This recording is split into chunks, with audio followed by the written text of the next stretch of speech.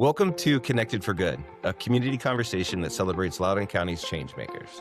I'm Matt Bender, Director of Community Engagement at the Community Foundation for Loudoun and Northern Fauquier counties. Connected for Good is made possible through a grant from the Claude Moore Charitable Foundation, and I'm here with Stephanie Narancis, Director of Giving for Claude Moore. Today, we are joined by Karen Schaufeld, a leader and philanthropist whose work has helped expand access to workforce development and technical education across our region. From supporting innovative programs to advancing healthcare workforce initiatives, Karen's been a strong advocate for creating real pathways to opportunity, especially for students and individuals whose strengths might not fit the traditional mold. Her work reflects a deep belief that communities thrive when people are equipped with skills, experiences, and support they need to pursue meaningful careers. Karen, welcome to Connected for Good. Thank you for having me. Yeah, absolutely. We're excited about this conversation. So to start us off, what drew you to this work and why does it matter so much right now? I was always exposed to this type of work because my mother is a nurse and my dad was a welding instructor at the local high school and then community college level. So I was always exposed to that. In fact, my father was going to college at the same time as I was going to college because he had come from industry, and Pennsylvania had a program where they took people who were in industry and worked with them to start teaching. And so he would get his certifications as I was also in college studying completely different things. But I really always appreciated the type of skills necessary to create the world that we live in. I mean, we're not brains sitting in a jar, right? We live in a physical world. And, try living a couple days without electricity, plumbing, buildings that are welded together. All of these things are important. And especially now, of course, as we're all getting older, think about if you didn't have people who were radiologists, lab techs, phlebotomists, nurses, everyone in the healthcare field as well.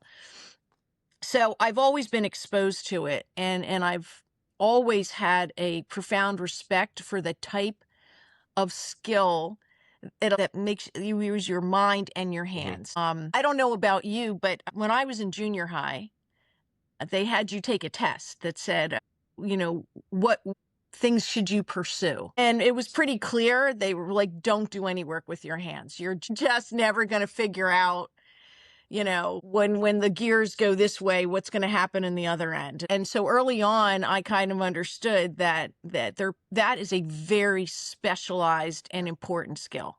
People who were able to work with their minds and their hands. So I was always exposed to it. And then just in later life was so happy that I was given the opportunity to push that Karen, forward. you bring up an important part for how much we as communities and societies need individuals who have skills that maybe you don't go to college for. But another part of the equation is that only 40 to 45% of individuals have a 4-year degree in this country. And, living in Northern Virginia, I think we lose sight of that. We think that the college education is the end all be all. And in fact, so then you have, 60% who need a life-sustaining career, a family-sustaining career. So it's kind of, from both ways. We need them and, they need, we need to have people in good jobs, well-respected jobs, and who can do, this type of work. Well, I agree. And when I was initially working with Winchester, the superintendent there made the point that exactly what you were saying, the vast majority of kids there do not go onto a 4-year institution. And those that do go onto a 4-year institution, only half of them will actually complete that 4-year degree. And so that says that our education system is geared towards 20%, leaving behind the 80%. And that just doesn't seem like good math to me. So I want to back up a tad.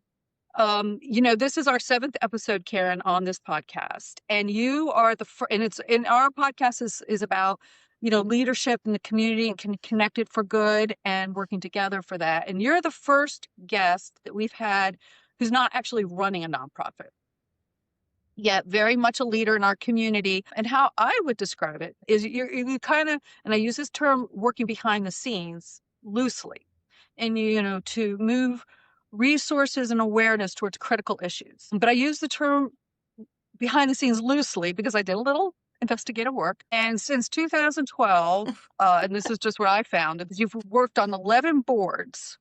And I think you're still probably on half of those boards from what I can see. You are the founder of 4 organizations. You're the CEO of 2, and you're a children's author. And you helped create a company before all that. So you're a leader of leaders, clearly, but not necessarily running a nonprofit. I think you are helping nonprofits be better. And so that just kind of lays the groundwork. And another area I want to lay a little groundwork for is we're talking about this Shahada Innovation Center, which I do want you to talk about what it is, what they're doing out there, and most Yes. importantly, why you got involved. I know that you probably get dozens of proposals a year for wonderful projects, amazing opportunities to invest, and that you chose this opportunity to really lean into. There's a lot there, I know. Okay, Start from the top. so I can talk about the Start Shahada there. Innovation Center and how that, Because I don't think everybody knows what that is, came especially in about. Loudoun County, which is a lot of our listeners. So it's and even career and technical education. Talk about that and what that is. So career and technical education, well, as it is being performed in Winchester at the Shahada Innovation Center, deals with several different areas. So there, of course, there's the great work in the healthcare fields that's being supported by Claude Moore, which is amazing. And we know that Claude Moore is throughout Virginia, is literally, I do believe that in not just in the state, but in the country, probably the only organization that does what Claude Moore does. And really just incredible. So there's all the healthcare fields, and and then you add on to that, firefighting, paramedics, EMT, all of that, which are also related. In addition to that, there's what we consider the traditional career and technical skills, which are plumbing, carpentry, electricians, welding, those type of fields. And then there's the third part of that, which has to do with computers, computer repair, computer science, computer drafting, drones. That also, all 3 of these things exist at the Shahada Innovation Center, which is, it's amazing. And every student from Handley High goes through the Shahada Innovation Center. They have to take at least one course there to expose them to these various courses of study. And several of them, of course, a good portion of them decide that this is something they really want to do. I mean, the facility is amazing, but think about the type of vo-tech that you were perhaps exposed to in high school. It was generally in a basement. It was far away. It was kind of dark and it's like, oh, those are those people. Which is just a profound disrespect for the type of skills that are so necessary in our society. I know that my father felt this very profoundly. My father was one of the smartest people I know, well-read and could speak on so many different subjects. But when he was growing up, he had dyslexia. And there were not tools available. So he sort of fumbled his way through school, taught himself how to learn, how to read, how to do all of this, and then went into the Air Force when he graduated, and that's where he learned welding. But I know that he always felt very strongly that the kids who think differently or have different skills were not respected. And I think that's what led him into teaching, to basically say, here are kids who need to be respected, who need to be appreciated for their skills. So I think, the Shahada Innovation Center clearly does that. And the Winchester community was in lockstep behind this. And for those of you who remember Senator Russ Potts, who was this incredible state senator, he was the driving force behind that. He was the one who got something like 40 different companies, and Claude Moore, of course, to come in and invest. This is an investment in the future that the business community needs to embrace. And they did in Winchester. When given the opportunity these companies say, yes, of course I want trained workers. Of course I want people who want to be doing this work. So it was just all the ingredients were there. It was a beautiful thing. I was looking for a way to honor my father when he died, and then my mother is still alive. And so it's Emil and Grace Shahada Innovation Center. And I know he's got to have a smile on his face when the announcements in the mornings are like, hello, Shahadas, which is fabulous because growing up, I can tell you with a strange name, you just never expected that would be something people would embrace. They have spirit wear. So of course I have a Shahada Pride shirt and all That's of that. It's amazing. Well, fun. I've been to the Karen, Shahada Center, and it is a beautiful facility. And I've also watched the movie Multiple Choice, which spotlights the Shahada Center. And which, for those listeners, I really encourage. It's going to be on PBS this fall. And not only does it highlights the Shahada Center for what it is, but really the movie is a fascinating movie about career and technical education and the importance. And what I found interesting is also the history of high school and how we get to high school and how we are in this place now with high school. Right. To your point, Karen, that is really geared towards like kind of 20% of the kids who are college bound and who are, that's where they're going. It's not where it needs to be. And the few very exciting things about career and technical education is it prepares kids almost when you graduate from high school, you can go get a job. So even if you're going to college, you may be able to help pay for that college education. I think over 80% of kids who take career and technical education are employed within, a year to 18 months, earning a life-sustaining wage. So it's really an important aspect of our go forward, I think, as a community. And what I really liked what you had to say about what brought you into the project. It sounded like the community was solidly behind it. It sounded like it had great Yes. leadership, Russ Potts and probably the school board and community leaders. And then obviously you're Yes. very attached to the subject matter, and you were along with early visionaries saying something's got to change here. It's more a recapturing of what our education system used to be in some way. We used to understand that it takes a variety of skills. The idea that everyone goes to a 4-year college, and that's not to say going No, to a 4-year absolutely not. college is bad, but it's not for everybody. So, let's acknowledge that our society is made up of people with a variety of different skills, all of which should be appreciated. And Matt, you're a former educator, so you know more than anybody too, right? yeah, the traditional classroom, as we've established in this conversation, just doesn't work for everyone. There are multiple intelligences that your traditional setting just doesn't tap into. So, Karen, when we spoke the other day, you brought up the idea of exposure. How do we get these students, and not just the students, but their parents, exposed to the idea that there are many other things in this world that you can do and find meaning, find value, find purpose? How do we get folks exposed to those things from what you're seeing? Well, there's a quote, I think it was Marion Wright Edelman, that said that you can't be what you can't see. And a lot of that was making sure that children have role models that they can aspire to say, oh yeah, I can imagine myself as that. But when you grew up, what careers did you know? Doctor, nurse, lawyer, athlete, Right. rock star. You just didn't know. And what's important is that parents have to have a huge part in helping children make these decisions. And that conversation has to occur earlier rather than later. So there's a wonderful book that Claude Moore has helped, I guess, co-write that talks about various healthcare professions. And that's like coming into the elementary school area. Huge conversation should be occurring in middle school, because what you aspire to when you say, oh my goodness, I think this might be something I want to do, you get exposed to it, is it will influence what your curriculum ought to be in high school. So let's say you want to become a plumber, but let's say you say, you know what, I want to own my own plumbing business. Well, you're not going to take Algebra 2 trig necessarily. You might want to take an accounting or a business math. So there's just a different type of curriculum. Parents don't know this.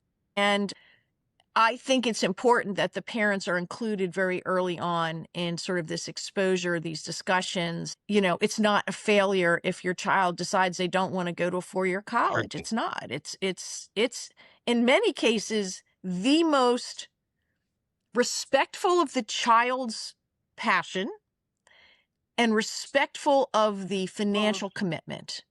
And it's really important that if we're trying to support people in our community, that from an early age, we give them the opportunity to go into a good, well-paying career that supports Well, you them bring up and a their very important families. point, especially you, Matt, the educating the parents, because honestly, so my kids graduated in 2010 and 2014. And if they had told me that they were going to go into an area that didn't involve a college education, I'll be honest with you, I would have said, no, I don't think so. You go to college. You know, you got the grades, you're capable. I'm not necessarily proud of that after everything I've learned. It's just a fact that they're educating the parents of alternative pathways that are best for them as children and adults and their interests. And I think Multiple Choice did the movie did such a great job of when they talk to kids and these opportunities they got in high school were transformational. You're talking to kids that were probably struggling. They didn't like their classes. They didn't really have much hope for the future. They Right. took an EMT class, they took a woodworking class, they took a welding, and it opened their eyes. It made them excited for every day. And you don't know what you don't Yes. know until you try, and again, there's the proverb, and I took this from the movie, you know, I listen, I forget, I see and I remember, but if I do, I know how. And that's huge. Right. And to see how these opportunities transform lives is very impactful. And that brings me back to the point is I think we have to I think the schools have to talk early on with the parents and have these there has to be an education more for the children, but also for the families. Well, from an early age, and we see this in a lot of the Title I schools, where you might have parents who don't have a lot of cultural competency around our school systems, is embracing them, bringing them in, helping them be part of their children's learning, helping them understand how they can help their child, their career path. All of that's really, really important to establish a foundation. And then when they get to that middle school time frame, to be able to speak clearly with a school counselor, a teacher, in parent teacher conferences. Okay, what direction, what are my child's skills? How do I make sure their skills get best used? What courses should we be taking in high school? Like really important discussions. So, one thing Karen and I are very proud of is, and full transparency, I know that this podcast is brought to you by a grant from Claude Moore. And Karen and I both serve on the board of Claude Moore Opportunities, which is, in my mind, doing groundbreaking, innovative work across the state and filling a huge Yes. gap in this area. It's specific to healthcare right now. That may change. We may expand, but right now we're focused on healthcare. Karen, tell our viewing audience a little bit about Claude Moore Opportunities and where they're filling that gap in healthcare and in career and technical education. Claude Moore Opportunities is expanding the work of Claude Moore Charitable Foundations, which has, of course, the Claude Moore Scholars and touches, was it 58 school systems throughout Virginia, thousands and thousands of students per year, to make sure that they have these pathways into healthcare opportunities. So, various certifications and programs while in high school and then for, 2-year degrees. But this idea that you continue to earn and learn as you go through life, constant sort of increasing your skills. And what Claude Moore Opportunities does and why it was formed was to allow other people to joint venture with us. individuals who want to support our work, companies and healthcare systems that appreciate what we're doing and then want to work with us to make sure these programs are available to young people throughout the state and help them continue on in their journey. So that's honestly, it's just so darn exciting because Claude Moore Scholars has been around for quite some time and is an amazing thing. But the opportunity, especially in Virginia, that is, really to make sure that this builds economic prosperity for all of our residents. That's so important. And Claude Moore Opportunities will do that because it allows us to joint venture with other people Right. and companies. So I'm curious, are there any systems that have been established with Claude Moore Opportunities that effectively expose students to hands-on experience? Because I feel like that's a very important part of, you said in middle school, let's increase the exposure, but then as they move into high school and after that, they need to get their hands on, they need to be working and learning, through experiences. So I was just curious, are there systems in place in Claude Moore that public schools could incorporate or could maybe learn from a certain model that's in place? Well, in fact, that's what Claude Yeah. Moore does by making sure that most of these schools have opportunities to offer those courses. So introductory courses that would lead someone initially into phlebotomy. So you're in high school, you're taking these courses, you're in a classroom that has incredible materials that were provided by both Claude Moore and maybe a partner healthcare system. Maybe you're in a lab that has, one of these like 3D interactive tables that allow you to peel back the layers of the human body. If you go to Winchester, I mean, there are, I forget how many dummies, I don't know what they call them, but they're interactive, right? So you see someone's in bed and they're having trouble breathing. Oh my God, let's figure out what's wrong with, Mr. Smith over there. All of that is made possible by Claude Moore and the huge support. Like kids that get to experience this are profoundly changed by it. And the 58 school systems that we touch, are there more kids who want to do this? Absolutely. Which is why expanding these opportunities through Claude Moore Opportunities these are working, right? is important. So just to back up, because we talked about Claude Moore Scholars, and Karen definitely touched it. But for instance, in Winchester, we have another program at the high school.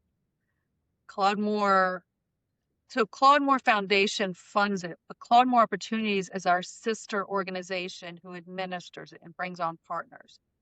And that particular program in Winchester is a pharmacy tech program, meaning those kids, they go through this program in high school, they graduate high school, they now can be pharmacists, they can work in a pharmacy, they can earn a job. And a lot of them want to be pharmacists, but they can't necessarily afford pharmacy school, but then they can work and maybe it's an entry point into the healthcare system.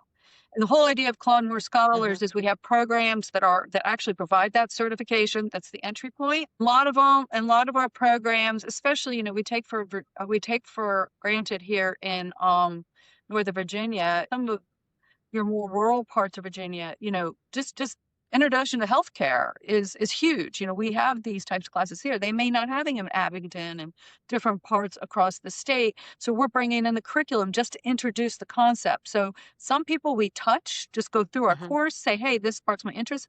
And other people we're actually providing an entry point to healthcare service system. So that's what Claude Moore Opportunities does through their model administering our program. So it's very powerful, very powerful. Loudoun County. This is, yes, we have what I would call a world-class education system, but nothing stays the same. Things are always evolving, changing over time. Where do you see the next opportunity to strengthen workforce development here locally? Well, the academies, it's amazing, right? And they have great programs. But when the academies opened, they closed down Monroe Votech. So there were a number of students who I feel did not get to fulfill their potential. And I think that in Loudoun County, the opportunity is here to make sure that everybody gets these opportunities. I will say that I was sort of stunned. I did ask the question about when the academies were opened. Okay, well, how many, so you have X number of students, how many qualified students who could go into these programs applied for them. And day one, when it was open, they weren't reaching even half of the demand of what qualified students could come into these programs. Not to mention, of course, that they did lose quite a bit of ability to serve students who were at Monroe Tech. So yes, Loudoun County has an opportunity to sort of step forward, increase these programs for various students, whether that's in their individual high schools or in another building. But the need is there, the demand is there, and the employers who could step in to help with this and participate are here. Well, that's a key element of this equation is the employers themselves. What does fostering that relationship look like when it comes to successfully establishing a pipeline from school to employer? Where have you seen some strengths there? Well, I can, the best example is, of course, what Russ Potts did in Winchester. Yeah. He literally knocked on the doors of all these companies and said, I need your help. But when you help me, you're helping yourself, because it costs you money to train and retain employees. And what I'm giving you is the opportunity to go in the front door of this public school education and say, here's the curriculum. This is what we need people to know to walk into this job, which, by the way, some of these jobs are paying like $50 and $60 an hour. I mean, we're not talking about them scraping the bottom. We're talking about really, really good, skilled people. And so when you give these companies the opportunity, that's what they needed. They just need an opportunity. They want to help participate. Lots of times they'll donate equipment. They'll help with curriculum. They'll give teacher time. And then a lot of these companies then set up apprenticeships and internship programs. So when one of these kids who's sparked by the idea of becoming an electrician, say, walks into their school, and they say, oh, I'm going to be taking these courses, and I'm going to be taking these business math courses. And I know that when I graduate, like this is how you do goal setting, right, for these kids. When I graduate, I'm going to have a good job. And in the meantime, I'm going to be getting a little bit something on the side here because I'm doing an internship and apprenticeship, and I'm getting to work with my hands and my mind, and I'm appreciated for what I do. These kids get recruited. Well, I mean, with Claude Moore, when they have the white coat ceremony, so important. It gives them a feeling of appreciation and competence. Same type of thing with these kids that are going into these programs. And much in the way like a college would recruit an athlete, right? These kids, they're getting appreciated. They're saying, yes, this is who I am. This is what I'm going for. This is my goal. It's a very, very different feeling than pushing kids sort of through a system that doesn't seem to interest them and doesn't sort of set them up for success in later life. Just the social recognition piece, I think, is huge. I would say that dialogue throughout the course of maybe the last 10 years has shifted. There's much more appreciation for, hands-on careers and that pursuit. I guess my question is, how do we continue shifting that conversation that these pathways are valuable? I think the more you provide the opportunities, that's how you shift the conversation, because people are going to start seeing success. Like, people look at Winchester, and I always joke that it's like the envy principle. It's like someone's doing something which you might have not appreciated before. You see them doing it, you see it be successful, and then the envy principle comes in. It's like, I want some of that. And I think that's what's going to happen. You're going to see communities that are thriving. You're also going to see that if people can work and earn and raise families and have successful lives in their own community, like, they don't have to leave. If they're able to, because you already have that wonderful ecosystem. You have the employers there. You have, Claude Moore there making sure that these opportunities are present. And people want that. Yeah. My favorite part of this is how hopeful it seems. It seems very hopeful and very exciting moving forward. Yes. So, from a curiosity standpoint, how did the movie come about, multiple choice?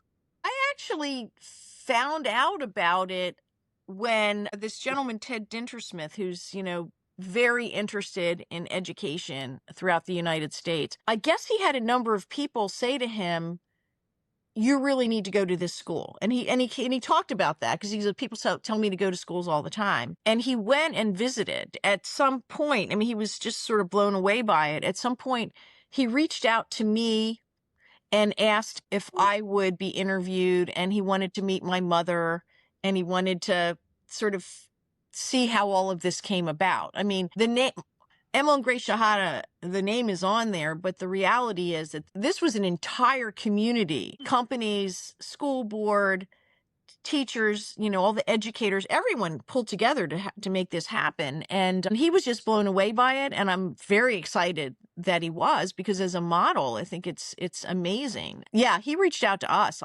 Yeah. I was like, that's kind of cool. You're going to do a documentary. That's wonderful. Yeah, it was a surprise, and it was a beautiful thing. And it's an excellent movie, and I highly recommend when it does come out on PBS, as the foundation and everything, we'll be doing our part and making sure that people know it's out there to watch, and because it's an important message. And yes, you have the Shahada Center, but obviously through Claude Moore Foundation opportunities, you are just the whole subject. You're leaning Yes. into a very big way. Obviously, getting into a career that you can thrive is very, having people do that is very important to you. Well, we Well, all we do. work for that. I can't imagine there isn't anyone who works in these nonprofits who doesn't want.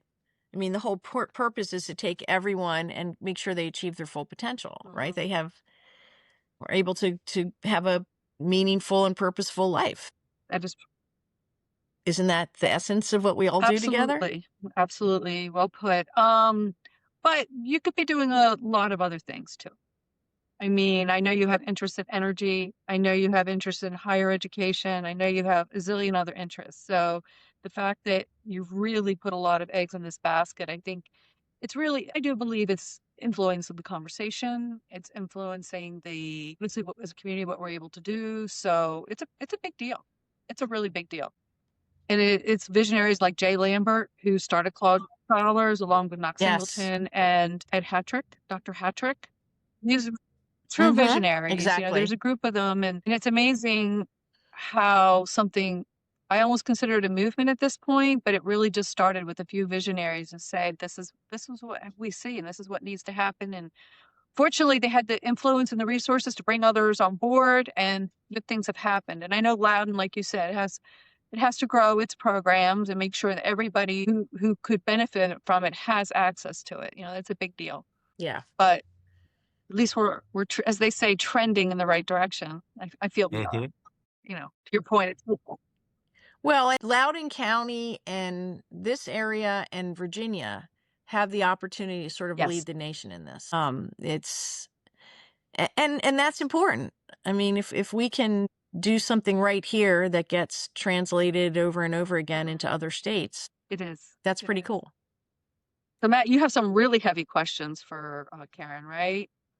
Oh yes, and we'll get into that. But I wanted to ask one final question, really. So just to clarify, it's multiple choice on PBS. Was there a date of release for that, or?